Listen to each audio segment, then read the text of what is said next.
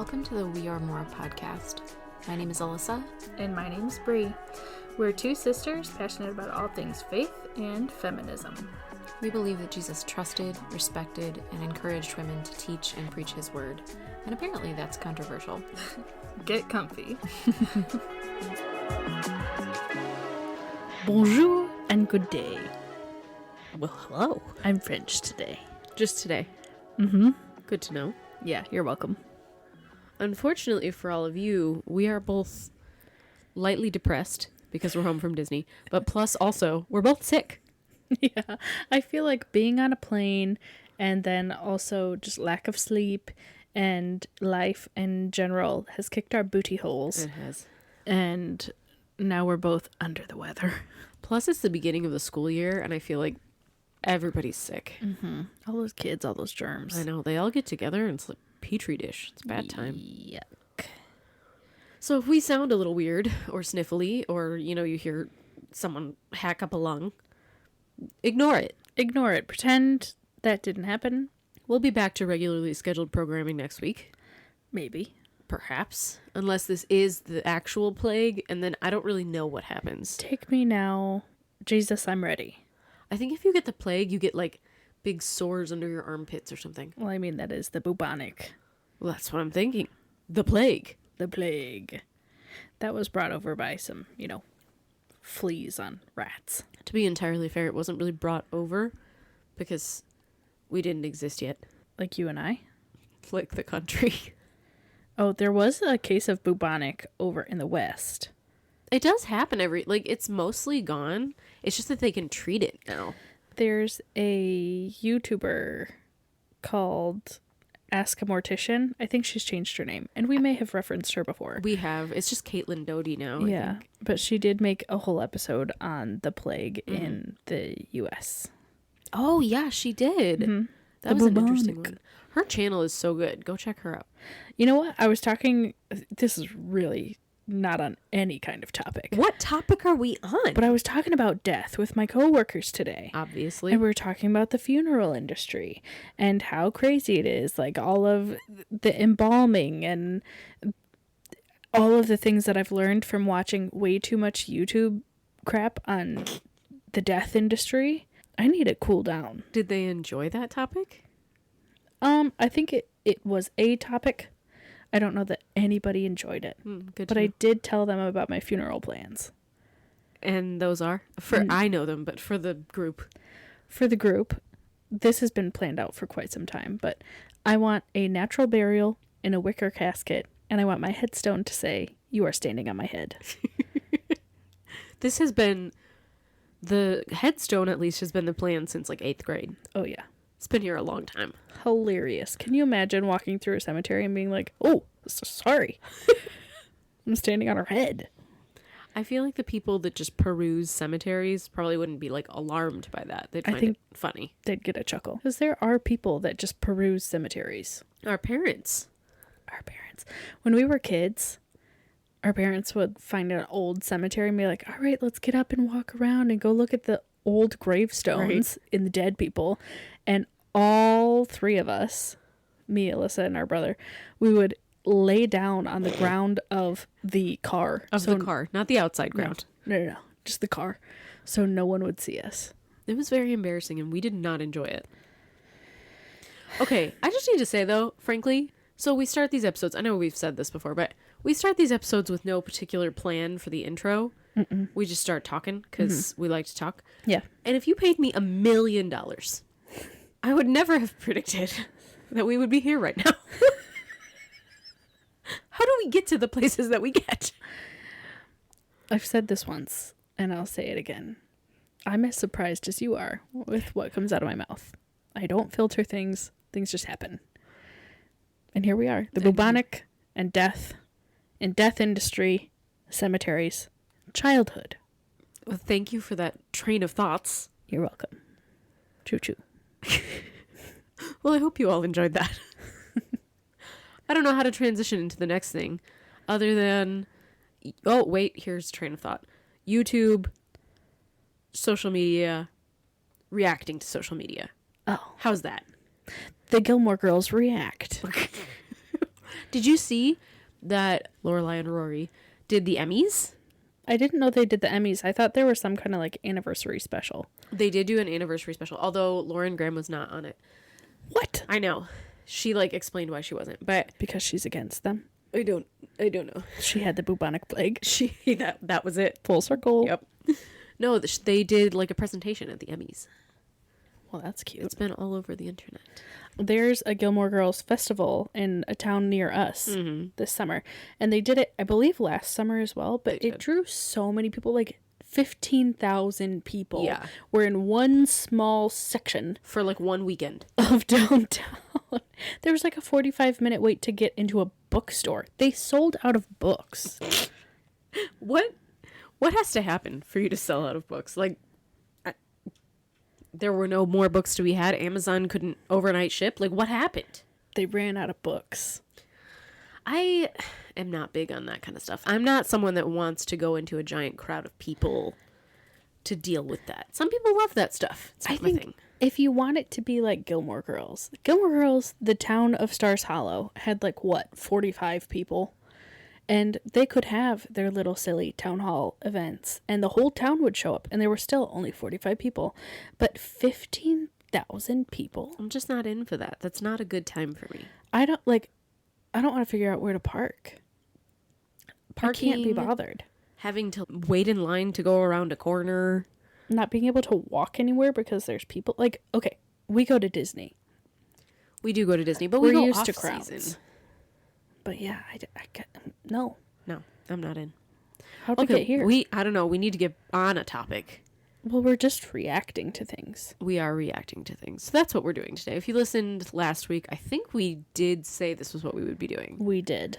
I'm proud of us. We're staying on track. Multiple weeks in a row now, we've stayed on track. And throughout the last couple of weeks, we both have been taking screenshots and sending things around from the social medias because my algorithm is furiously feminist. That could be a good name for this episode. Furiously feminist. Furiously feminist algorithm. So in our furious feminism, then, we have been collecting many a thing. And I've sorted them into albums on my phone. I'm so proud. I know. You're more organized than I am this week. You're welcome. To be fair, I did that 30 minutes ago. But what I love about this type of episode is it pulls in stuff from the last good while because we're doing this for weeks on end. Mm-hmm. And so it's kind of like a nice snapshot of things going on in the world today. So my categories, my albums on my phone are entitled This, : This? No.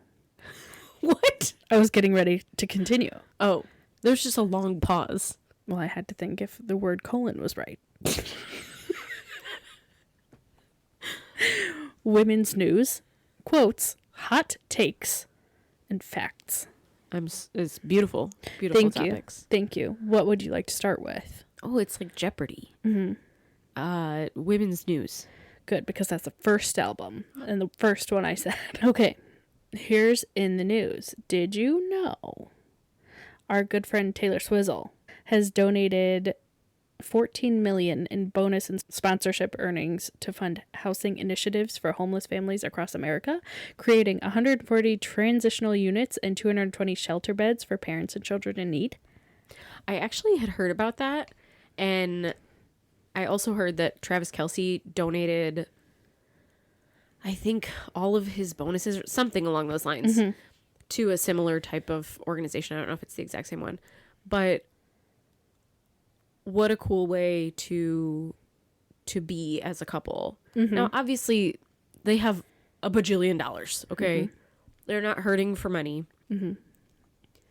But we talked about Mackenzie Scott several episodes ago, and she was Jeff Bezos' ex-wife, or she is, I guess. And she's donated like an insane amount of her fortune to various charities. And I'm hoping that we start to see that more and more because Taylor Swift is a billionaire. I think something interesting to compare and contrast is she's a billionaire, and there are other billionaires. Some of the other billionaires are claiming to be Christian. Right. But along with their claiming to be Christian, they're known for not being so generous, Right. not being so loving, not being so giving. Whereas I do not believe that Taylor Swift claims to be a Christian, but she is known for being outrageously generous. Right. She's also known for being a boss and amazing, but very generous with the billions that she has. Because 14 million to her It's is nothing. is nothing. Right. But to a charitable organization, that changes how many people's worlds does that change? So one that I wanted to talk about, mine are not divided by topics, so don't expect the beautiful uniformity of Brianna's presentation. Yeah. But one of the ones that I wanted to talk about first, and honestly, so this was a TikTok, I did not watch this man's whole video. Just full disclosure. But he used the word on his title page, churchianity, instead of Christianity. And I thought that was so interesting. I've never seen that used. Maybe you have. I don't know what your algorithms look like. But the modern church is such a far cry from what Christ asked for it to be. And so instead of saying Christianity and ascribing all of the atrocities that the church is committing to Christ, he's taking all of that and just pinning it on the church. I love that. Taking Christ's name out of it. Right. And often we say, you know, taking Christ's name out of things is a negative. In this case, I appreciate that he did that. Well, I really like when people say, don't use the Lord's name in vain in reference to things like this. Don't slap God's name onto things he didn't say or things he would never have intended. That to me is taking the Lord's name in vain. Right. And I like that, changing the narrative. I think we have turned the church itself into an idol. You have to be here every Sunday night, every Wednesday. You have to volunteer. You have to do this. You have to do that. Not because it's what God asked of me, but because it's what the pastor asked of me, because it's what my small group leader asked of me. I'm not actually in service to God. I'm in service to this church. And coming from, we've been in both bigger churches and very, very small churches. And I would say it's all so business-like. If you are, like the bigger churches, they don't ask you to become a member. I'm not saying all of them, but the ones that we were at. But if you consider yourself a member, you have to be volunteering your time. Right. And if you do volunteer your time, they're going to take advantage of you and keep asking more and more and more of you. And then plus also, even though you're volunteering your time, you also have to give your money. And we're going to guilt trip you into this because we have to make sure that our pastor has this magazine subscription. And if he doesn't, you won't be serving the Lord. Right. I've said this before, but when we were at this big mega church that Bree's talking about, there was a time, because like we bought in, at least my family, Bree did too, but my family like really bought in. And there was a time where we were probably in the physical church 20 hours a week, maybe 20 to 30 hours a week, because we were volunteering at multiple services. I was supposed to be working from home, but half the time I was there because that's what they wanted. My husband was volunteering on multiple teams. We were leading a small group. We were part of a small group. You're still, even though you're volunteering on teams, you're volunteering for extra little things and whatever. Like, we were there absolutely all the time. And it's not just about volunteering because it makes you feel good and you're serving God. Right. It's almost a status thing. And so you become kind of like a church celebrity. Right. And that is intoxicating for people. It's the inner circle. You're in now. You have a social group. Well, you're walking into this giant church and people know who you are and people are seeing other people know who you are and they now want to know who you are. And you're right. You're like a church celebrity. And when you're doing these things, like when you're volunteering things like that in service to Christ instead of in service to the church, you have a totally different motivation. It's not about you, it's about God. But also, you probably wouldn't be volunteering just in the church. Think about your community. Think about the food banks and the homeless shelters and the women's shelters and all of the other areas who could use these really dedicated volunteers rather than just in church. But the church so often does not encourage you to go out and serve elsewhere. Like, I remember in our small groups, they did this program called Rooted. And they told each group, like, hey, for one night of your group, go out and do service to somewhere in the community. It could be whatever. But that was the only time that was ever encouraged, because they don't actually want you to get to be like an established volunteer elsewhere. They need you in the church, because the church has so many systems that need hundreds of people every week to function, because these mega churches are just so massive. Or I do see, like, sometimes when they do go out into the community, it's just to pull other people back into the church. So you're going to give out water bottles with the church's name on it to get more money into the church, not into the community. Right. So you're doing it with a motive. Yeah. It's transactional. Right. And people know. Yeah. Everybody knows. Yeah. When you're walking the parade route and you're handing out those water bottles, you're handing out a Frisbee. Or even when, like, you do get those new families in church, and maybe we're harping on this too much, but you get those new families in church and the first thing they hear is just, we want your money, we want your money, we want your money. And if you love God, you'll give us the money. It can be overwhelming. Yeah. It just seems like any kind of outreach that the church often does. Like, I'm thinking about trunk or treats because we're getting to Halloween. We've been to many a trunk or treat, and a lot of them are at churches. And that is a cool community outreach event. But I've been to some where it's very clear that we do this so that when we see a stranger show up, the pastor's going to come talk to you. Not so that we can create a relationship with you, but so that the pastor can stand there and say, well, where do you go to church? Are you involved in a church? We'd love to see you here on Sunday. Ooh, you're a young family? Yeah. Yep. All right. We've talked about this one for a long time. This came across on my Instagram. Another post that I saw was Dr. Jessica Wade, I believe her name is, made over 2,100 Wikipedia pages for women scientists who never received any recognition. Oh, wow.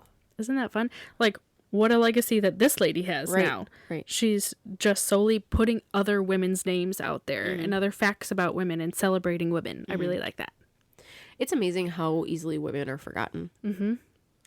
Our contributions just aren't celebrated in the same way.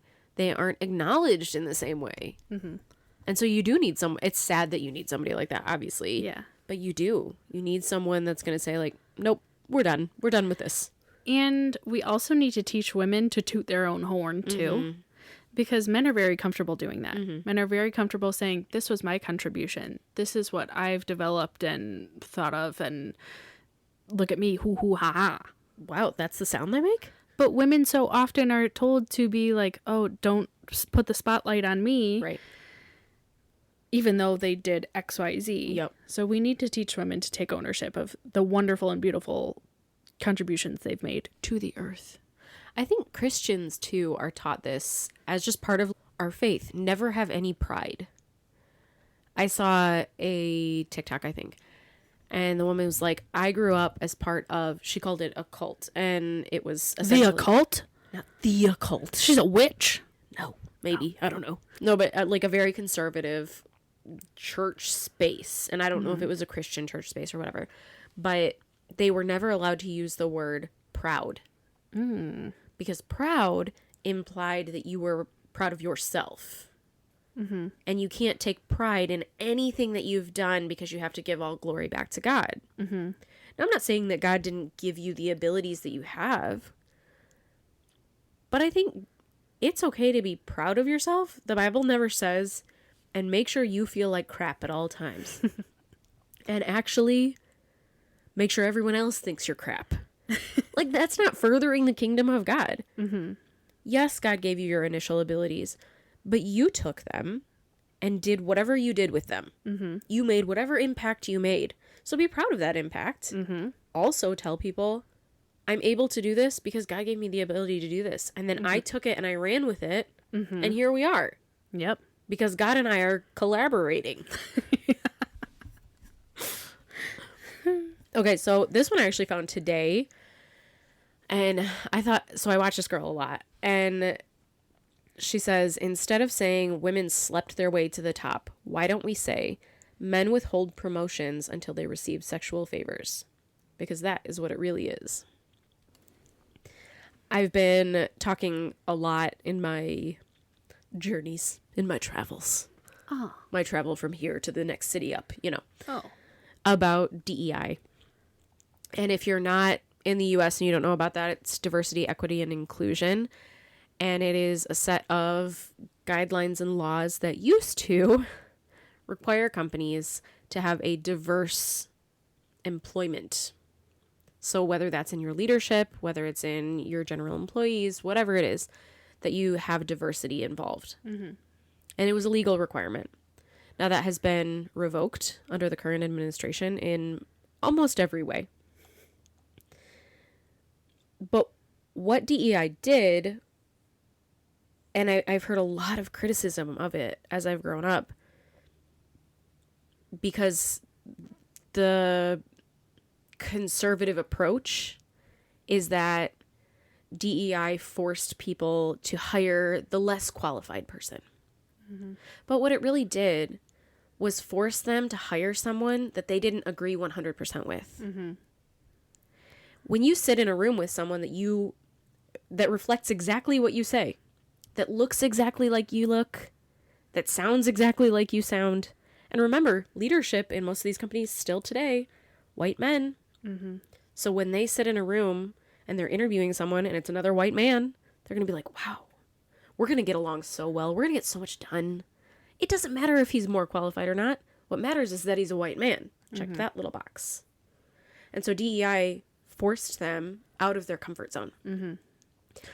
All the studies show that companies that embrace DEI, that have women on their leadership board, that have people of colors on their leadership board, that diversity makes those companies significantly more successful. I think it forced companies to be a little less racist.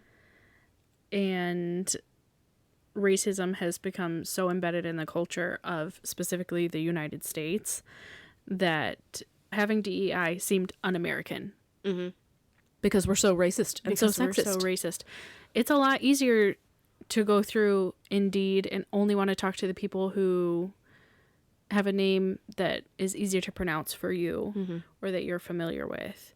But opening up your eyes to other people and other people's stories and their experiences, you're right, makes a stronger business and a better work environment overall, I would think. Well, you hear different voices. You see things that you wouldn't otherwise see. It's like food, right? It adds flavor. So, for example, there's this commercial out right now. I can't even remember what it's for. But it's this little girl, and she's brushing her hair. And some of her hair falls on the floor, and they're sweeping it up. It's whatever it's like a Swiffer, or I don't know. They're sweeping it up. Might be a vacuum. And the girl has curly hair. Okay? Now I have super curly hair. This girl is taking a normal brush. Any of you out there that have curly hair, rage with me. She's got a normal brush on dry, curly hair, and she is brushing it. That could be good. And it's coming out the same. There's no frizz. There's no nothing. Like, no one with curly hair was consulted. And that's what you miss when you don't have different people. You miss the things that are outside of your own bubble that you don't understand. When you don't have women's voices, you don't see what they would see. And that is a detriment. When you don't have the voices of people of color, you don't see what they see. And your product won't be as good. It won't help as many people. Your software won't make sense in different cultures. Like, you have to think of these things. You're limiting yourself. Exactly. So all you have to do is, oh, hey, open it up just a little bit. Like the tiniest bit. I also think, last note, when it comes to both DEI and what this is saying, where women are sleeping their way to the top, we put boundaries on pretty much non-white men. We put rules, we stop them from doing certain things, we don't give them the opportunities to do those things. We say, you can't study here, you can't get this promotion, you can't whatever. And then we punish them for it. We tell them, you're not as qualified as this guy over here who got to do the thing that we told you couldn't do. Mm-hmm. It's such a weird set of double standards. And it's something that obviously, like, we frame conveniently. Mm-hmm. Women are sleeping their way to their top. Not, oh, hey, there's sexual abuse going on in all of our companies. Yep. Yeah, flip the script. Mm-hmm. Something that I saw, it's not necessarily in the news, but it's, here's your daily reminder. In the land of the free, a man's body is his own in all 50 states. A woman's is not. I had that in here. Hey, look at us go. It was something about, men's rights don't vary by state. Mm-hmm. For women in the United States, my rights change when I cross the border. Mm-hmm. And then another thing that I saw, which is not from the United States, but this said, from now on, women in Saudi Arabia will be able to decide what they wear without male permission, says Prince Mohammed bin Salman. Interesting. So just think about that. These women are just now being able to decide what they want to wear for themselves. But the United States, I think, is slipping the opposite direction. We're taking things away from women one by one, slowly, hoping we won't notice. Well, it's just like both Brie and I have had conversations where people will tell us, we were talking about repealing, how they want to repeal the 19th Amendment, which we just did an episode on. Which we knew was coming for a long time, but everyone said it was fear-mongering. Right, exactly. And still we're getting this response of, well, where'd you hear that? That's crazy. They could never. And yet here's national news showing that that's exactly what's going on.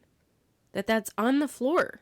That they're talking about it. That these are real conversations that are going on with people of importance. People that make decisions. It's not crazy. It's true. And it may sound crazy if it doesn't personally affect you. But when it personally affects you, you have to take that fear a little bit more seriously. You have to open your eyes to what's going on in the world today. And that's what's going on in the world in the United States today. I think that's why you have to have multiple voices in your circle. Because if all you have are people repeating back to you the same things that you believe, you may not be aware that this is happening. It might be easy to dismiss it. You have to believe other people when they tell you their story and what they're afraid of. So another one that I saw, I don't think I referenced this in the last one, but it was an image. Sabrina Carpenter apparently did a interview with Gayle King, who is Oprah's best friend, in case you didn't know. She went to space. She did. I forgot about that. So Sabrina Carpenter is a relatively controversial singer at this point. I don't agree with everything that she does, but I really like what she said. So Gayle, the interviewer, asked her, do you worry about men saying, I'm afraid to mess with her? Because we're not supposed to like that, right? I had a guy tell me once that I was intimidating, and it was supposed to be an insult. And I wish I could, the looks on her face, it shows her 3 kind of reactions that she cycles through. And it's confusion, shock, and then she starts laughing. And she says, I'm not scared of men in that sense. I'm scared of men sometimes, but not in that sense. And I think, repeat what Gayle said again. She said, do you worry about men saying I'm afraid to mess with her? And again, we're putting the focus on men. Oh no, you don't want to lose the gaze of a man. Who cares? If one guy doesn't like you because you speak out against his misogyny or his stupidity, you don't need him. Move on. Darn. Oh no. What will I do? Her new song, so she just came out with a new album. I think it's called Man's Best Friend. It's controversial. And one of the songs on there is called Tears. Don't recommend. Mom, don't don't listen to it. But I think it's hilarious because she's talking. I took a screenshot of it, the lyrics. The whole point is her saying, like, I really like it when men act like normal adult people. That's what turns me on, is when you can, you know, use your phone. And it's like being a responsible guy. Mm-hmm. That's what turns me on. Being able to use your phone. Mm-hmm. Acting like a normal person. Yep. Woohoo. The bar is on the floor. Okay. The bar has never been lower. Mm-hmm. All you have to do to be very attractive is to respect me. That's what she says in the song. On the floor. Mm-hmm. And I think it's sad, too, to realize that, like, this is not just a Christian problem. Because it's easy for me, from where I sit, to say this is a religious issue because this is something that the church has perpetuated. Mm-hmm. But because I believe people when they tell me their stories, I recognize that this has seeped out into broader society. Mm-hmm. Now, do I think it's the fault of the church? Yes, I do. But it's still out there. Mm-hmm. And frankly, I believe Brie when she tells me her story about online dating. So there's that.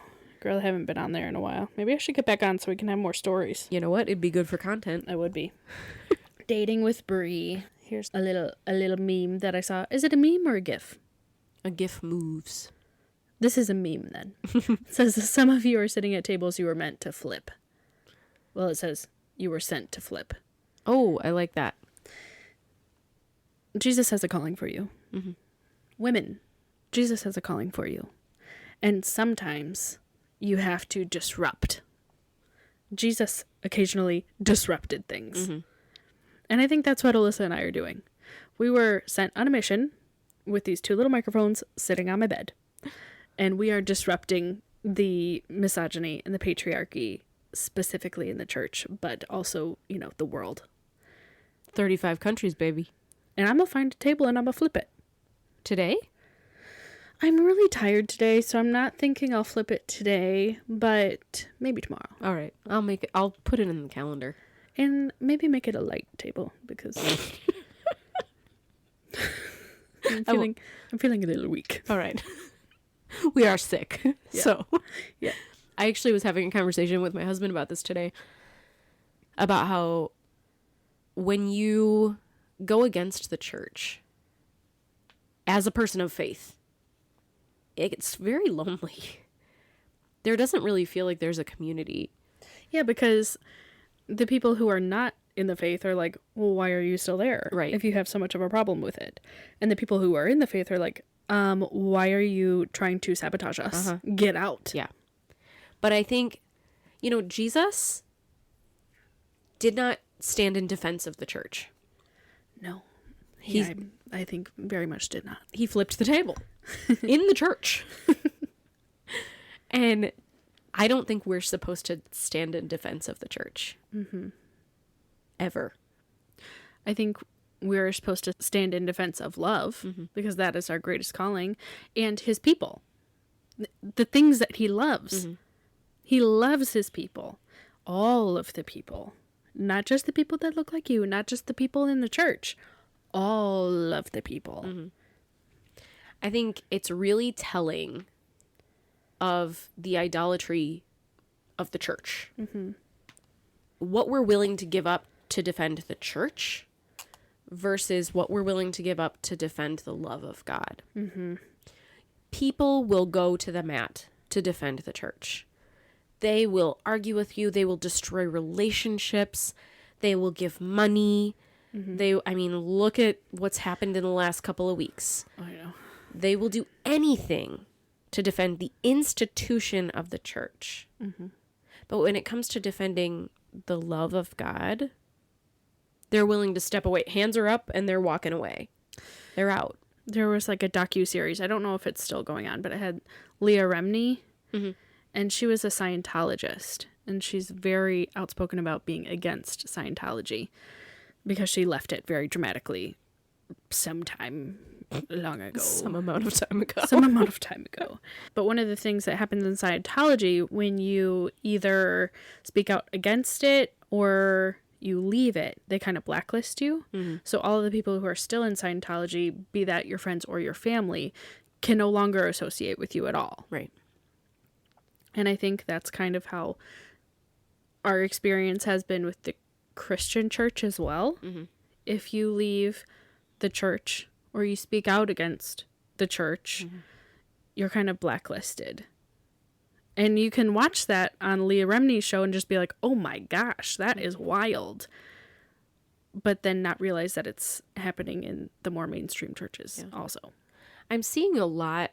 I'm seeing good things happening because I'm seeing people our age start to recognize this. And I think what's happening is, you know how they say, like, in your family, if you're the one to stop the cycle of abuse, it hurts. Mm-hmm. You are in pain. You are fighting not only against your family who caused that cycle of abuse, but also your own instincts that came from that abuse. Like, you're standing in the way of all of that, and it hurts. And that's what I think we're doing. That's what I'm seeing a lot of other people that are speaking out against the church but that still have faith are doing. We're standing in the way of the abuse. We're trying to stop the abuse from hitting the next generation. I'm trying to stop the abuse of the church from hitting my kids and from hitting anyone in the next generation that comes after me. And it's hard and it sucks because you don't have a community. You're fighting your family. Mm-hmm. I have a screenshot of a now I know meme. I guess it's a meme. It might just be like a quote. I think that's just a quote. It's just a quote. It's not a meme. It says, "You are the ancestral disruptor, the one your bloodline has been waiting for." I think we need to take a lot of inspiration from that. Mm-hmm. Because it sucks. It sucks to be that person that stands in the middle and stops it all. It's hard. It's painful. If you don't, what happens? It's a lot easier to turn a blind eye. Yep. Kind of like what we were talking about with revoking the 19th Amendment. It's a lot easier and more comfortable to close your eyes to that and pretend it's not real and it's not happening. But nothing's going to change if you keep your eyes closed. Mm-hmm. You have to take action. And we say that too. When you want to change your life, pray about it and take a step. Pray about it and take a step. Don't just pray. Mm-hmm. There's nothing wrong with praying. Highly encourage it. Jesus will love it if you had a conversation with him. But you also have to take steps. Right. If you want to make significant changes in your life or the lives of others in your bloodline or next to your bloodline. And if you don't have the strength to stand against that abuse yourself or for yourself, think of who it impacts. Maybe it's not your kids, but maybe it's your friends.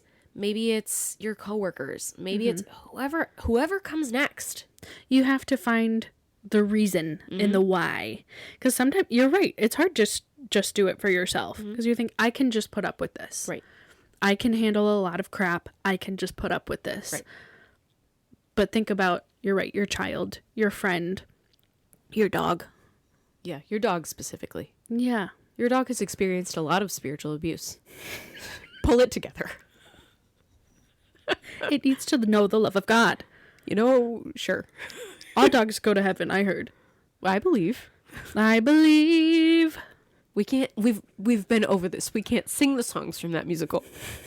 Mom told me to sing more. When? You sing all the time. That's what I said.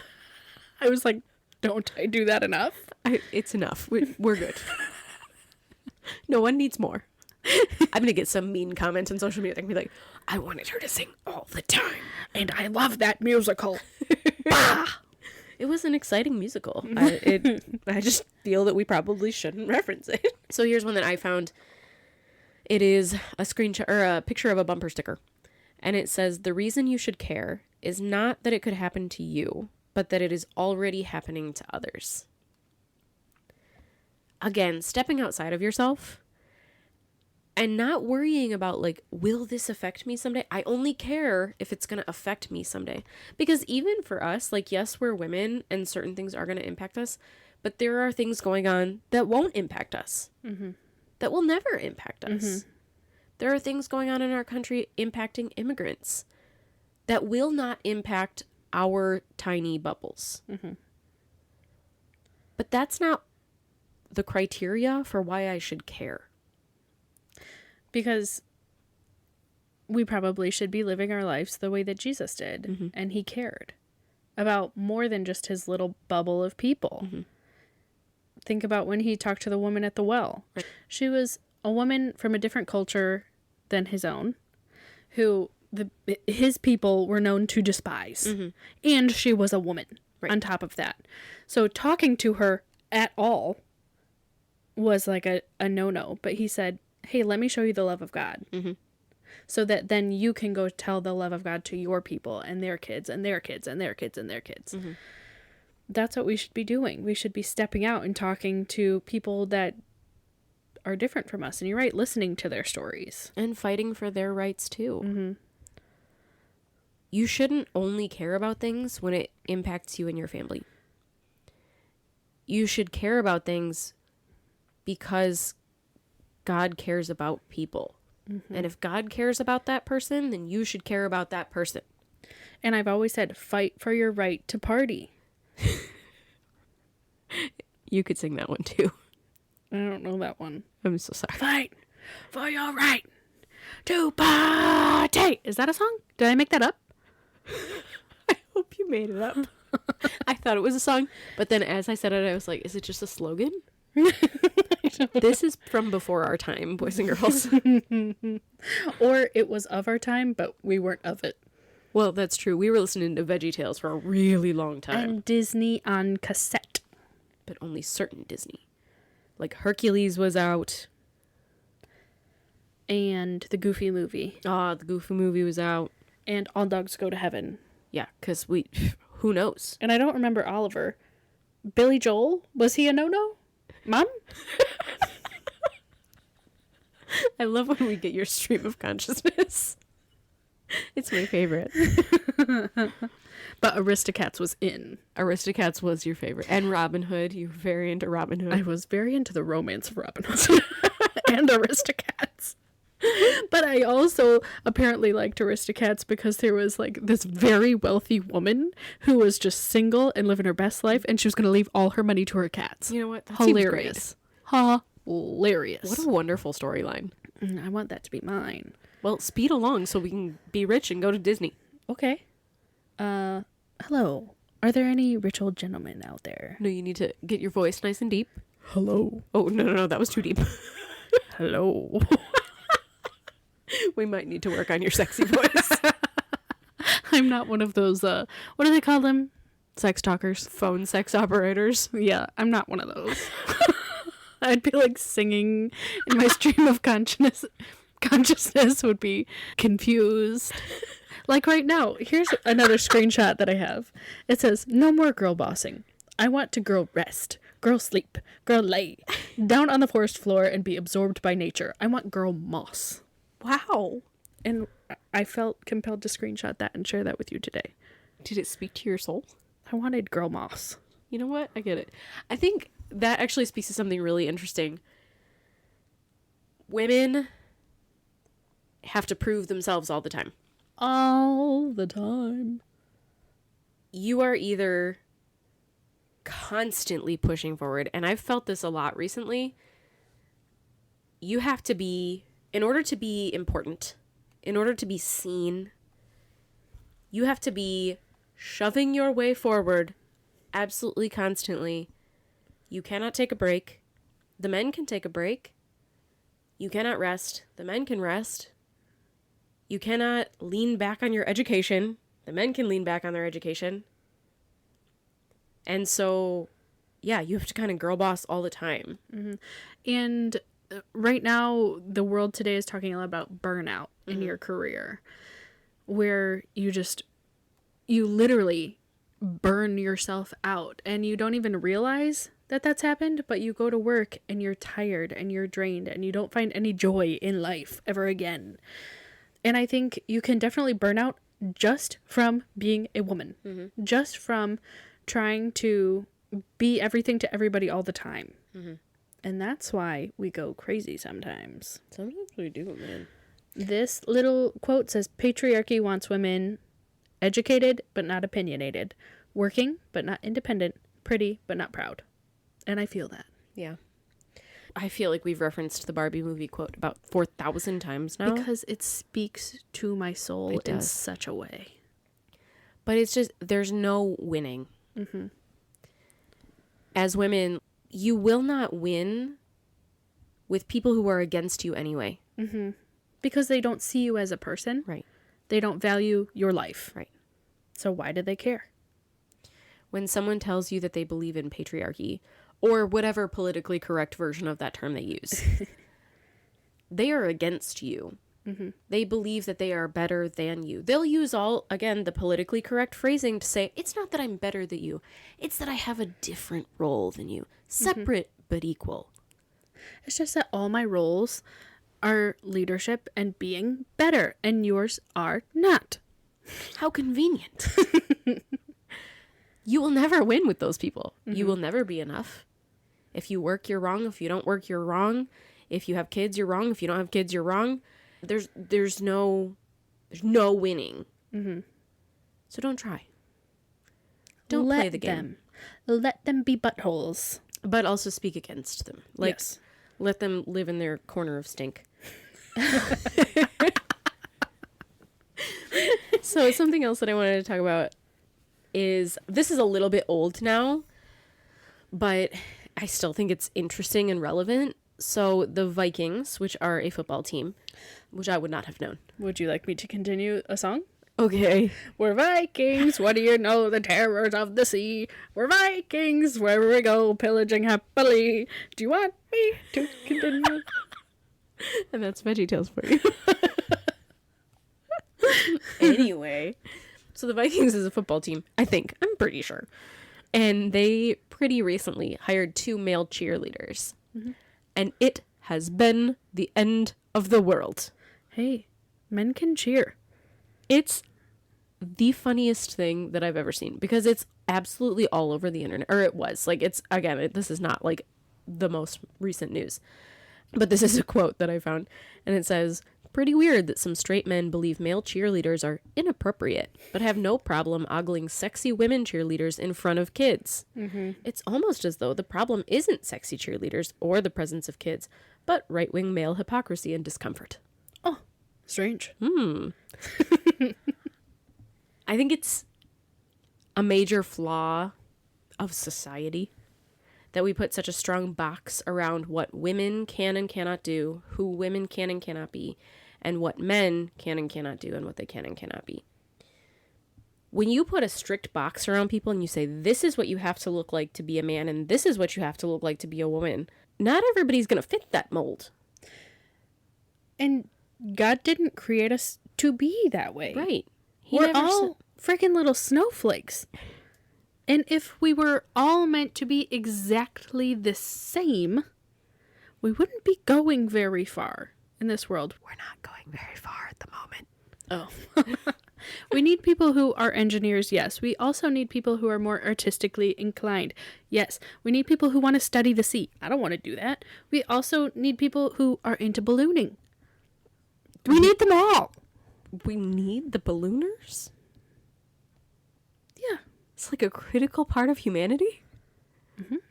Good to know. I watched the movie Around the World in 80 Days, or however many days it was. It was 80. Ha! I knew it. And they needed that balloon. I mean, yeah, sure. That tracks. Anyway, if God didn't say it, you don't get to make it biblical truth. God didn't say, and men cannot be cheerleaders. He just didn't. He also did not say, and women must be cheerleaders.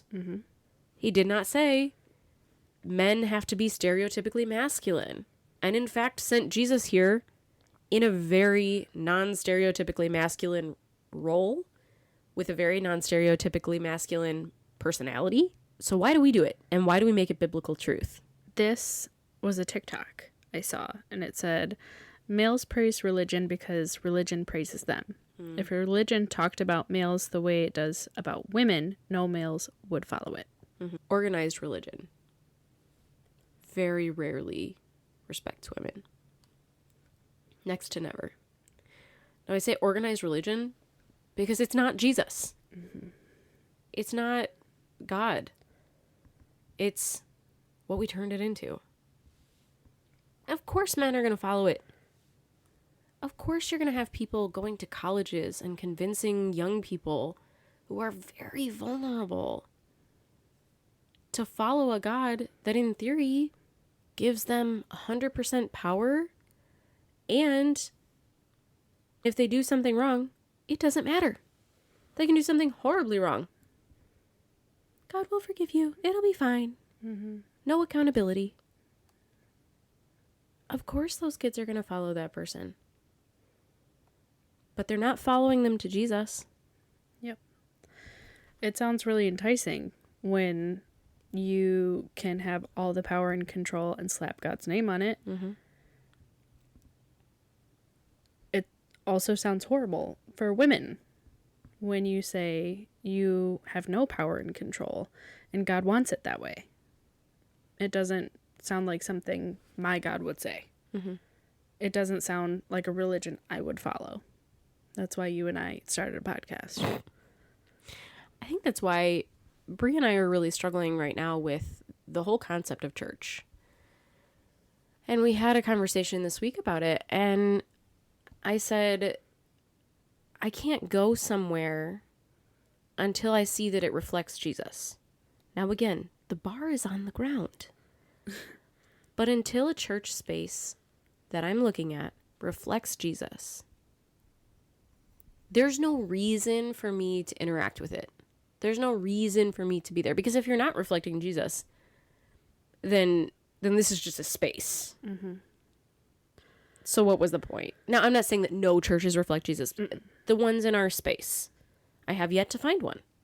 I have yet to find one that I'm like, okay, I see the love of God here.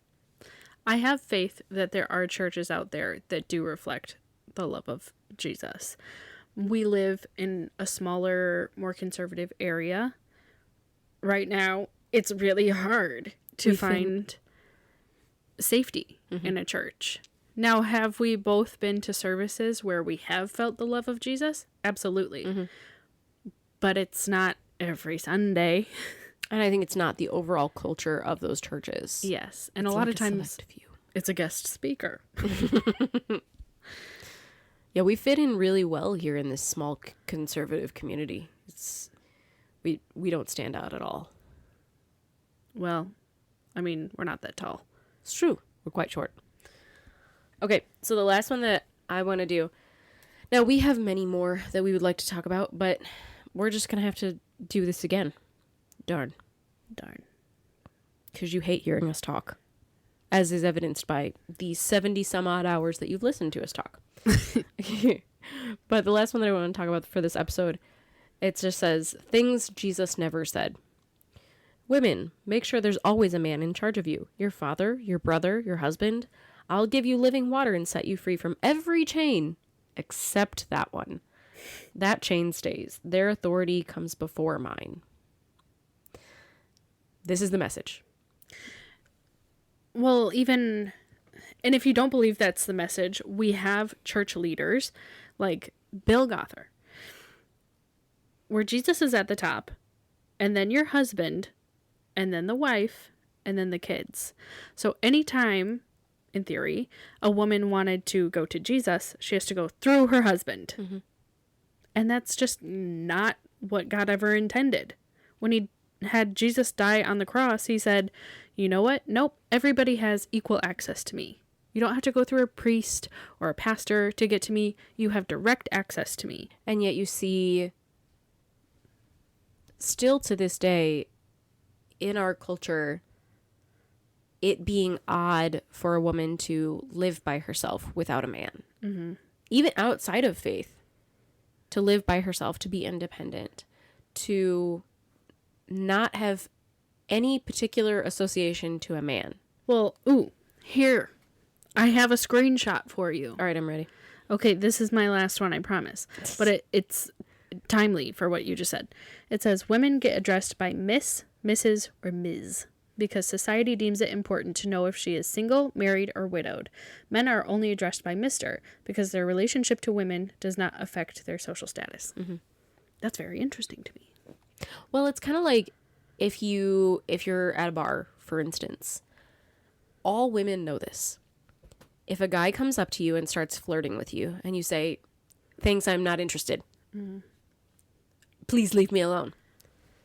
He is less likely, significantly less likely, to accept that and leave you alone than if you say, "I have a boyfriend." Mm-hmm. Because he's not going to respect you as a woman. He's going to respect your relationship to a man before he'll respect just you as a human being. Well, also, he's so full of himself in that moment that your just simple, "No, I'm not interested," is not valid to him. Mm-hmm. Of course you have to be interested to me. The only reason you would not be interested in me is if you were already in a relationship. Mm-hmm. I saw a bro podcast, again, in clips with other things, and a lot of them will give advice on this, and they'll be like, if a woman says no, here's how to convince her anyway. Just a full lack of respect of you as a human being. Mm-hmm. Just your autonomy as a person. No is not enough. Mm-hmm. No is not a full sentence to them. And that's why we have Miss, Mrs., and Ms.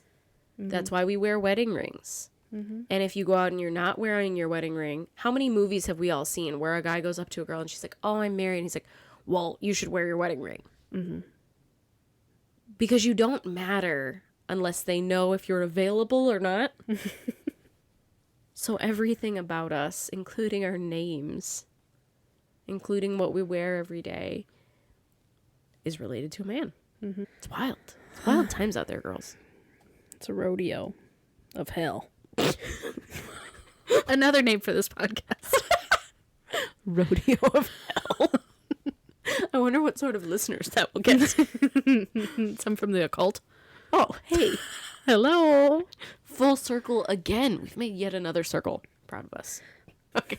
So next week on the podcast, we are actually going to be talking about online dating. Another full circle. I forgot we were doing that. I was like, I'm not prepared. So in my travels, I found a dating app, not my personal travels. I'm married, but in my work travels, in her online journey, in my work travels, I heard about an app, and I think I talked about it before, but it is for right-wing conservatives to date other right-wing conservatives. And I just want to talk about that. We're going to talk about that app, about another app for conservative people in dating and their children dating. So that's exciting. Mm-hmm. And we'll go through that and talk a little bit about that. And yeah, so maybe we'll get some online dating stories from Brie. Should I get back on the apps? Yeah, between now and next week, I think that'd be willing good. to do it for you. Willing to do it. Good to know. I'll add some really cute pictures. Good, because that's what you need, not just to be a girl. No, I need, to be visibly a girl. I don't know what I'm saying anymore. Not really a problem for you. Okay, so we'll talk to you guys about that next week. In the meantime, follow us on social media. We're on TikTok and Instagram for the most part. And we're very funny over there, so you'll have a good time. I'll go through and share to our story a bunch of the stuff that we talked about today. Hey, look forward to sometime this week. There's going to be a picture of a tree in a bikini. Oh, sexy. Yeah. We'll see you then. Okay. Love you, bye. Love you, bye.